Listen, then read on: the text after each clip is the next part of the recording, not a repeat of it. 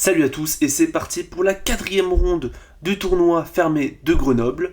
Je combats aujourd'hui Hugues Blanchard pour la revanche. J'avais joué la première fois contre lui avec les blancs. Cette fois-ci je joue avec les noirs et donc je ressors ma petite préparation que j'avais faite le mois dernier. Et je sais qu'il joue sur C4 G3, donc un système à l'anglaise, et donc je me suis fait une petite préparation, et ça commence avec C4, E5, G3, cavalier F6, fou G2 et fou C5. Donc c'est la préparation du jour que je n'ai jamais joué en ligne, mais dont j'ai vu un petit peu les idées en regardant à l'ordinateur selon la base de données des maîtres pour un peu déterminer les idées. Et je sais que c'est très intéressant, hein. C'est un peu jeu comme une italienne finalement, mais contre une anglaise. Et Hugues répond avec cavalier C3. Alors ici, je suis déjà un peu déçu. Parce que j'avais vu du coup sur le compte chess.com de Hugues, qui jouait surtout D3 et cavalier F3, qui sont deux coups qui sont assez médiocres. Et donc je me suis dit de base qu'il va jouer l'une des deux, qui est très logique, et obtenir sur une position qui est minimum égalisée pour moi. Sauf que là, il joue cavalier C3, le coup principal de l'ordinateur, pour venir simplement contrôler les cases centrales. Et je suis pas très content, parce que du coup je me dis, purée, il a révisé, et du coup il connaît bien ses lignes, parce que ça c'est la ligne critique. Mais c'est pas grave, parce que du coup évidemment j'ai prévu cette éventualité, et je me suis fait une préparation sur ces lignes-là. Et donc je balance petit roc. Et il joue cavalier F3. Encore une fois, le coup de l'ordinateur, le seul coup qui joue un peu pour un avantage. Je suis pas content, mais finalement je balance ma préparation, je joue cavalier C6, il joue petit roc, et il joue tour 8. Et il commence à réfléchir, et moi aussi, parce que du coup, ça y est, on est tous les deux hors de la prépa. Et du coup, je suis pas vraiment content. Parce que du coup, je me rends compte que Hugues est bien préparé quand même, il est pas tombé dans mon piège un petit peu dans mes petits essais d'obtenir une position égalisée dès le coup 3 ou 4. Mais du coup, je me dis, purée, il connaît bien, et du coup, il faut quand même que je prouve mon égalisation, c'est pas si facile à faire. Parce que là-dessus, je sais que les blancs ont encore un très léger avantage, vraiment très très léger, hein. C'est en gros égalisé. Mais je sais que c'est quand même un peu plus difficile à jouer pour les noirs.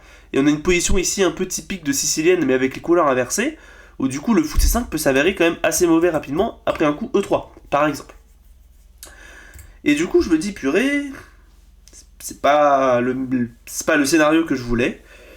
Mais du coup, c'est pas grave. Je connais un petit peu, et je sais que la position est évidemment pas catastrophique pour moi. Et du coup, je pars pour une partie d'échecs. On va jouer aux échecs maintenant. Et Hugues répond avec A3. Très logique, il veut jouer B4 et fou B2. Mais moi, déjà ici, j'ai un petit hic. J'ai envie de dire, j'ai l'impression que ce coup, il est pas incroyable. Parce que du coup, je sais qu'ici, le coup A3 ne sert à rien. Genre, je veux dire, à part pousser B4, si jamais il y arrive pas, le coup A3 ne sert à rien. Et donc, je me dis, ok, mais est-ce que je peux pas tuer le jeu avec A5 ? Je pense évidemment à d'autres coups, comme le coup D6, comme le coup cavalier D4, fou F8, trucs comme ça. Mais je me dis juste, pourquoi me compliquer la vie en fait ? Parce que là, il veut jouer B4. Donc je joue A5. Et je vais jouer finalement asservant le coup A5 pour juste empêcher B4. Et juste l'impression que le coup A3, A5 est bénéfique pour moi. Enfin, je veux dire, il avait aucun intérêt à intercaler le coup A3. Et Hugues va commencer un petit peu réfléchir. Et ici, il va finalement jouer le coup D3. Très logique. Alors ici, pourquoi je D3 dans ce genre de structure ? En fait, parce que souvent, l'idée noire est de jouer sur le coup E4. C'est-à-dire que là, ici, je pourrais jouer E4 dans le futur, une fois que j'aurai joué H6, pour chasser le cavalier, il n'aurait plus beaucoup de cases, hein, vous voyez. C'est-à-dire que là, toutes les cases centrales sont contrôlées par mes pièces, donc si je joue E4, il serait obligé par exemple de venir en E1. Et ça peut être assez gênant. Au cas où, ici, si jamais, après, je sais pas, un coup comme H3, je joue E4, ça marche pas forcément, hein. Il y a toujours des coups comme cavalier G5, où il va venir récupérer le pion. Mais si jamais après A5, je joue H6 pour empêcher ça, le coup E4 sera dangereux. Donc c'est pour ça qu'il joue D3, pour simplement empêcher ça. Et en plus, ça ouvre le fou. Et donc là-dessus, je me dis, mince, il a quand même vu mon idée de jeu E4, il connaît bien son ouverture, ça m'étonne pas, il joue ça depuis plusieurs années. Et donc là, ici, moi je me dis, mais, ok, comment je continue ? Quel peut être un coup utile ? Et donc je pense évidemment à des coups comme D6, comme B6 pour essayer de mettre en fianchetto, mais finalement, je me dis, ok, là, lui, son idée, c'est probablement de jouer soit fou G5 pour échanger son fou et jouer sur E3, soit cavalier G5 pour revenir en E4 et taper mon fou en C5. Donc, dans les deux cas, les pièces doivent passer par G5. Et donc je vais décider ici de jouer le coup H6 pour simplement empêcher tout ça en venant contrôler la case. De plus, je m'empêche simplement à mettre du couloir dans le long terme pour venir simplement bah, éviter des tactiques quoi. Je vous donne une case pour le roi. Et ce qu'il faut savoir du coup, c'est que vous avez peut-être déjà vu les vidéos récentes de Billstream où il dit au Raiden, parce que du coup pousser des pions à l'aile n'est pas bon, et je suis de cet avis, faut jamais pousser les pions de l'aile, sauf si vraiment ça a un but concret, et ici c'est le cas, j'empêche les infiltrations, les améliorations de pièces, j'essaie juste de cloîtrer les blancs. Et Hugues qui répond avec B3 pour venir mettre le fou en fianchetto, et ici donc je vais d'abord opter pour le coup D6, je vais d'abord penser au coup D6, qui est un coup très logique, je veux jouer ça pour rapidement développer mon fou, mais je me dis attends, parce que là, bon, c'est probablement jouable, c'est un coup qui est bon. Mais ces pièces sont bizarrement placées. Ce pion est faible, ce cavalier n'est pas défendu, le fou il est coincé. Moi, toutes mes pièces sont très harmonieuses, tout se coordonne assez bien. Donc si j'ouvre la position, c'est pas avantageux pour moi ça. Et donc finalement, après quelques minutes de réflexion, je vais me dire, ok, je pourrais jouer D6, c'est pas un coup mauvais, mais je vais plutôt balancer le coup D5, pour venir tout casser au centre, et venir espérer obtenir quelque chose. Et Hugues qui répond avec évidemment ses prend des seins, qui n'a pas envie de me laisser avoir de pions au centre, je récupère, il récupère, je récupère, madame elle est au centre, mais regardez, j'ai ouvert toutes mes pièces, madame est active, mon fou pourrait venir ici, ma tour ici, j'ai l'impression de juste avoir une très bonne position. Et Hugues qui répond avec fou D2, alors ici j'avais anticipé cavalier D2, pour venir attaquer la dame et essayer de se replacer. Sauf que là j'avais anticipé le coup de dame E6, pour venir simplement sur cavalier E4, je vais fou E7, suivi rapidement par exemple de F5 et fou F6, où je vais avoir des pièces très actives, un bon contrôle sur l'aile roi et sur le centre, et du coup je me suis dit, ok, cavalier D2 n'est pas bon. Mais Hugues va ici finalement répondre avec fou B2, donc très intéressant, il commence par le fou, avec l'idée que maintenant, si jamais je ne fais rien, par exemple si je joue roi H8, un coup inutile, il y aurait cavalier prend E5. Et là maintenant le cavalier a pris un pion, le fou attaque la dame, et je n'ai pas le temps de prendre, parce que le fou prendrait simplement la dame. Donc du coup ici, cavalier prend E5 est une menace, et donc il faut que je réagisse. Et finalement ici, je vais opter pour le coup dame D6. Sauf que dès que je le joue, je me dis, ah attends, c'est pas si simple. Parce qu'à la base sur cavalier D2, qui était le coup encore une fois qui paraît très logique pour se replier vers E4 et faire une fourchette, j'avais anticipé F5. Sauf que là le problème c'est qu'il a cavalier C4 qui m'attaque. Et en fait, la seule case que j'ai trouvée qui est vraiment jouable pour les noirs, c'est dame F6, sinon je perds forcément un pion. Mais là, il y a fou prend. Et ce coup, il est très thématique, parce que du coup, là, le fou et le cavalier attaquent E5, donc je peux pas prendre de la dame, parce qu'il y aurait cavalier prend. Et si je prends du pion, c'est extrêmement moche, j'aurais une structure qui est vraiment sens dessus-dessous, et il y aurait F4 qui pourrait arriver pour taper de partout. J'ai l'impression que je suis mal. Bon, il pourrait commencer par roi F1, parce que sinon je suis cloué, donc F5, F4 va arriver. Et donc je me dis, mince, il peut jouer ici cavalier D2, puis cavalier E4. Et qu'est-ce que je fais dans ce cas-là? Et Hugues qui finalement après un peu d'objection joue cavalier D2. Et donc là je me dis, mince, j'ai pas F5. Et donc ici je vais dépenser 5 ou 10 minutes pour venir vraiment essayer de trouver une solution. Donc je pense à des coups comme F6 pour tout défendre et ensuite jouer ça. Jouer dame F8 pour comme ça sur cavalier E4 jouer fou E7.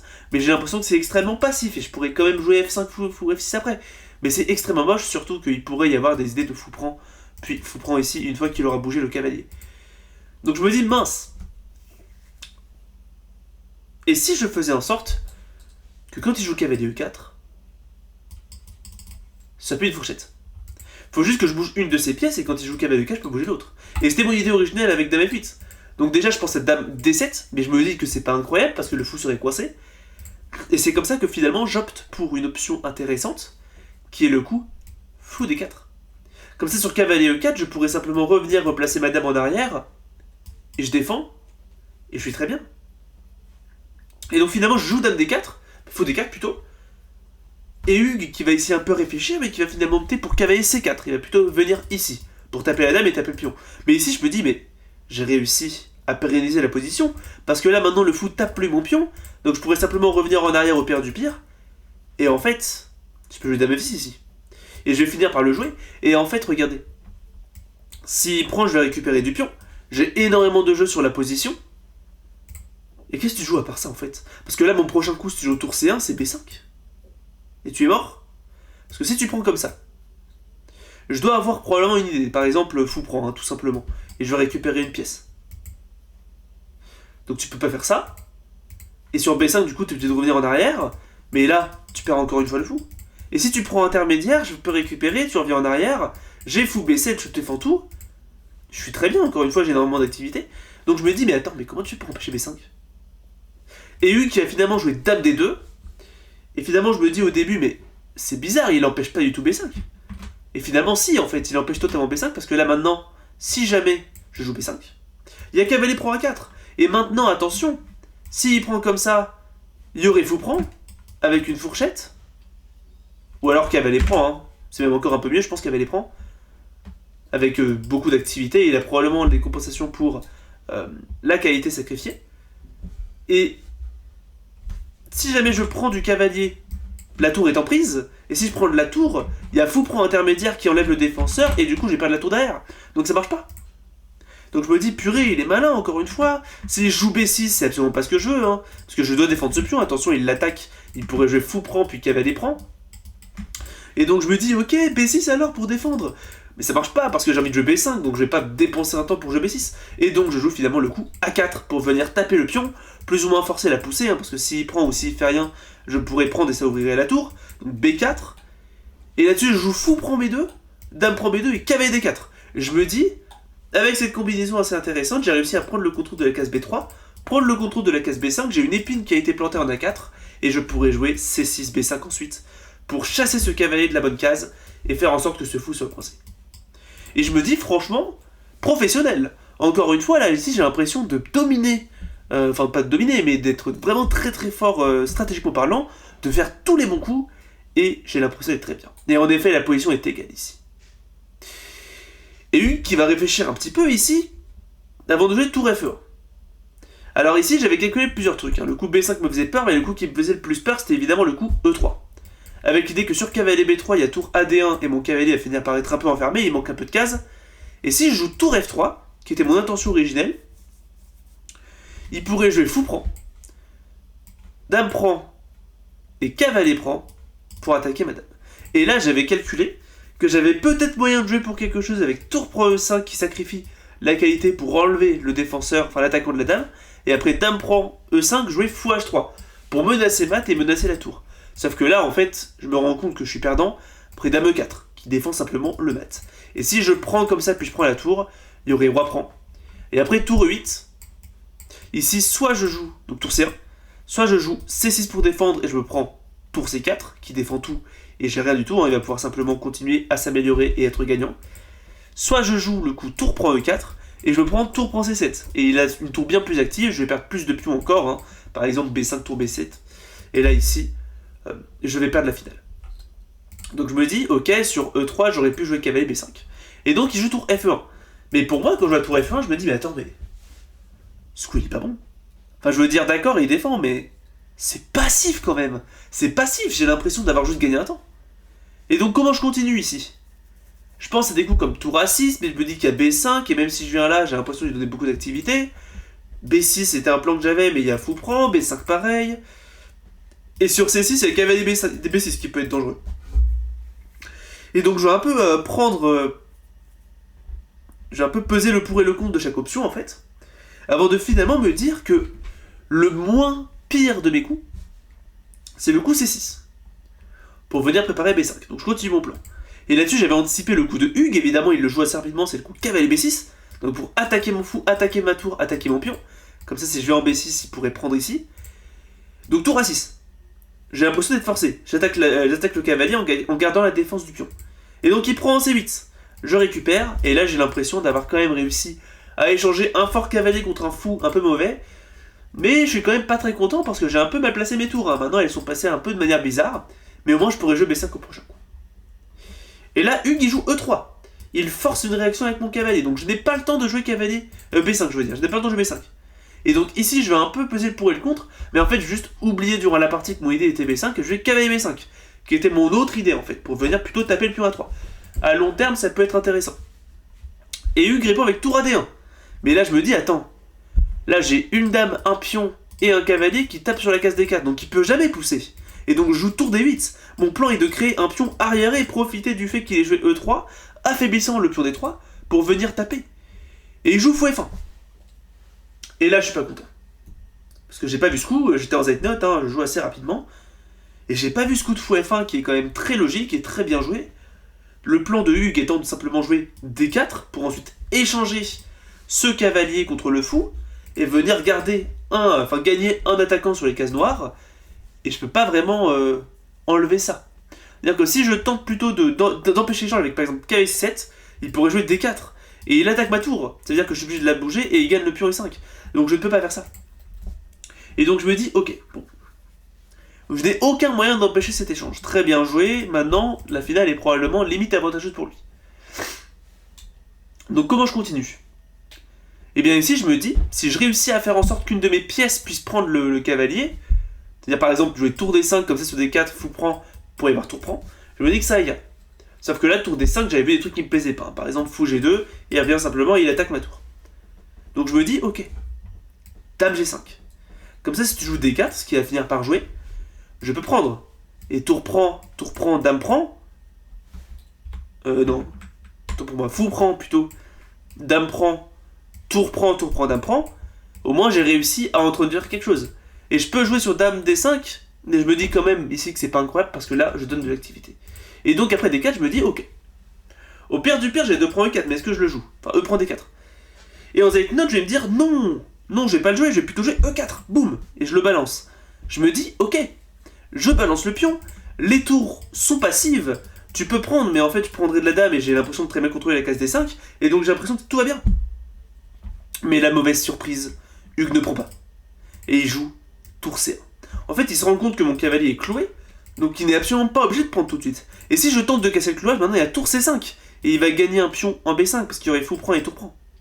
Et donc je me rends compte de ça, je me dis, mince, j'ai mal calculé, j'ai mal vu ça. Donc comment je continue? Et bien ici, je me dis forcé, tour D5, je suis obligé de faire ça. Comme ça, si tu viens là, bah, vous allez voir, c'est la partie, et surtout si tu prends, il y a prise. Mais évidemment, tour C5 était anticipé, et là-dessus, j'avais une idée. C'est-à-dire que là, maintenant, il n'attaque pas la dame. Donc j'ai le temps de jouer autre chose. Et ici, je joue tour B6. Comme ça, si tu prends du fou, je peux prendre de la tour. Attention. Et c'est ce qui va finir par jouer d'ailleurs. Fou prend. J'avais plutôt peur de tour EC1 au cas où. Tour prend B5. Et ici, je m'attendais à un coup comme dame C2, mais ici, j'avais calculé dame G4, dame prend A4 et tour H5. Je me suis dit que mon contre-jeu allait être sur le roi noir. Et donc, je me dis, let's go, c'est pas grave, j'ai du contre-jeu avec dame G4 et tour H5.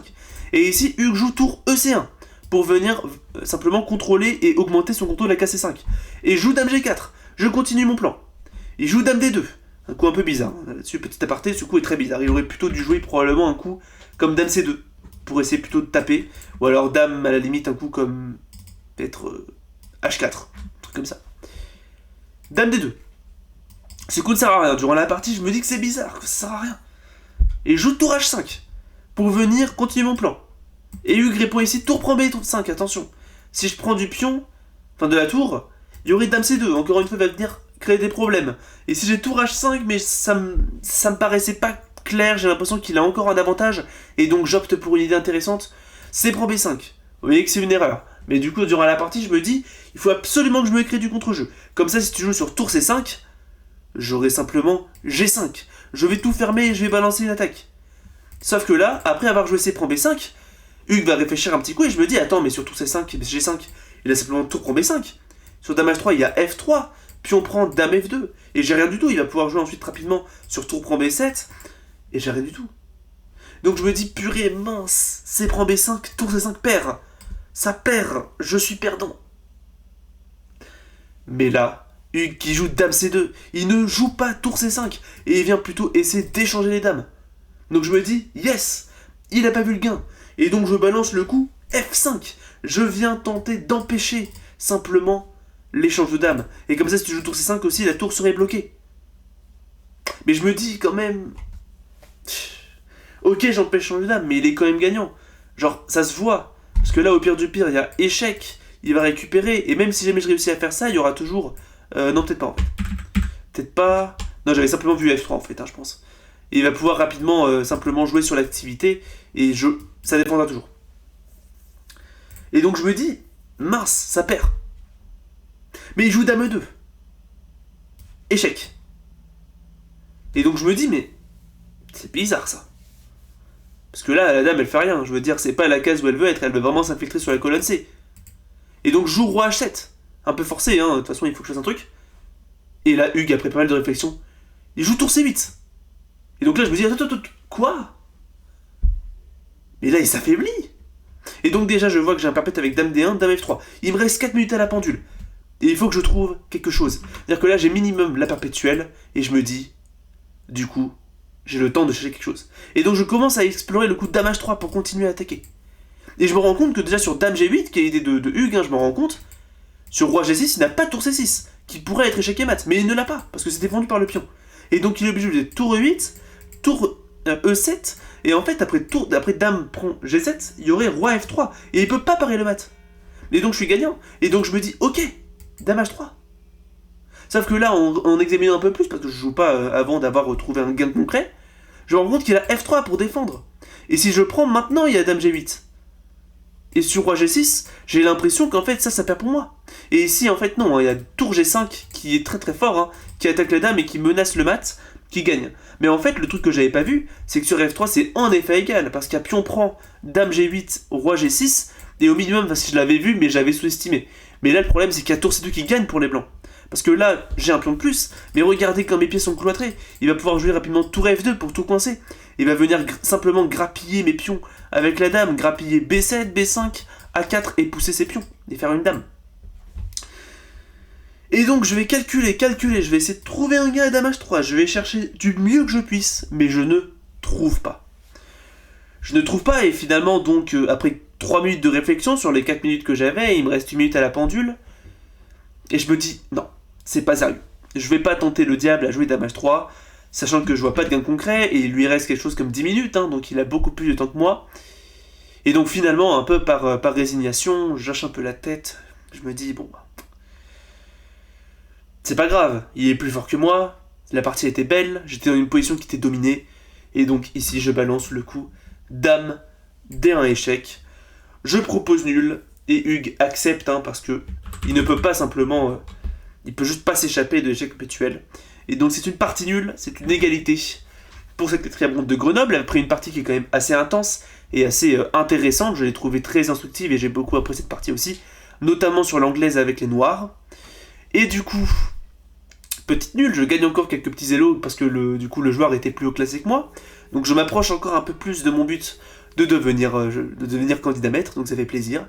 Et du coup, j'espère que cette vidéo vous a plu, n'hésitez pas à liker et à vous abonner si c'est le cas, ça fait toujours plaisir. Et du coup, je vous dis à bientôt pour une prochaine vidéo. N'hésitez pas du coup à continuer à me suivre dans mon épopée. Et du coup, je vous dis à plus de prochaines vidéos. C'est Alpin. Tchuss.